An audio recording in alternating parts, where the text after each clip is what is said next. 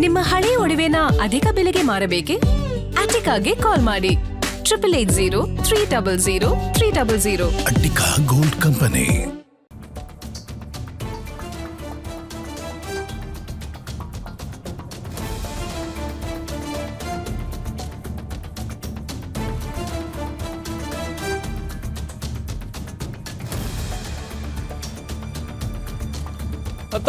ವಿಧಾನಸೌಧ ತಲುಪಿದೆ ರಾಮಲಿಂಗಾರೆಡ್ಡಿ ಅವರ ರಾಜೀನಾಮೆ ಪತ್ರ. ಎಸಿಎಸ್ಗೆ ರಾಜೀನಾಮೆ ಪತ್ರವನ್ನ ಕೊಟ್ಟು ಹೋಗಿದ್ದಾರೆ ಆಪ್ತ ಮಾವಳ್ಳಿ ಸತ್ಯ ಅವರು.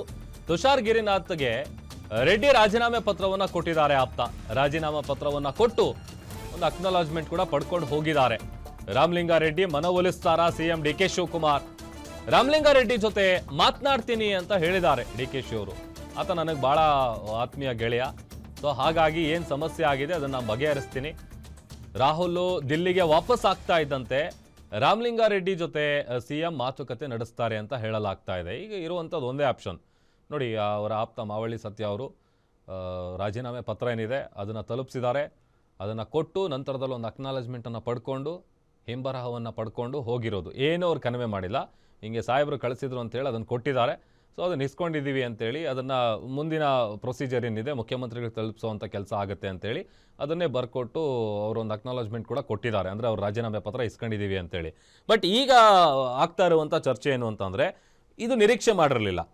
ಅದರಲ್ಲೂ ಹೇಳಿ ಕೇಳಿ ಮುಖ್ಯಮಂತ್ರಿಯಾಗಿ ಅಧಿಕಾರಕ್ಕೇರಿದ 48 ಗಂಟೆಯಲ್ಲೇ ಈ ರೀತಿಯಾದಂಥ ಒಂದು ರಾಜೀನಾಮೆಯನ್ನು ಕೊಡ್ತಾರೆ, ಅಥವಾ ಅಸಮಾಧಾನ ಭುಗಿಲೇಳುತ್ತೆ, ಅಥವಾ ತಮ್ಮ ಬೇಸರವನ್ನು ಹೊರ ಹಾಕ್ತಾರೆ. ಸಚಿವ ಸ್ಥಾನಕ್ಕೆ ರಾಜೀನಾಮೆ ಕೊಡ್ತೀನಿ ಅಂತ ಹೇಳಿದರು. ಬಟ್ ಎಲ್ಲೋ ಒಂದು ಕಡೆ ಅವರು ಮನವೊಲಿಸೋ ಪ್ರಯತ್ನ ಆಗುತ್ತೆ ಕಾಂಗ್ರೆಸ್ನಲ್ಲಿ ಅನ್ನುವಂಥ ಲೆಕ್ಕಾಚಾರಗಳೇ ಇತ್ತು. ಬಟ್ ಅದೆಲ್ಲದನ್ನು ಹೊರತುಪಡಿಸಿದ್ರೆ ರಾಮಲಿಂಗಾರೆಡ್ಡಿ ಅವರು ಒಪ್ತಾ ಇಲ್ಲ.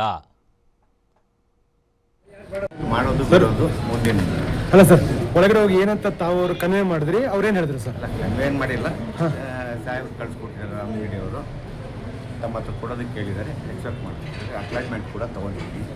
Acknowledgement given, sir? Yes. So you met Tushar Girinath right now? Yes. And he accepted, sir? What did he say? Accepted. He accepted it. He said he'll forward it to the CM. Yes. Okay. Thanks. Thank you, sir. After sir, ಇದೊಂದು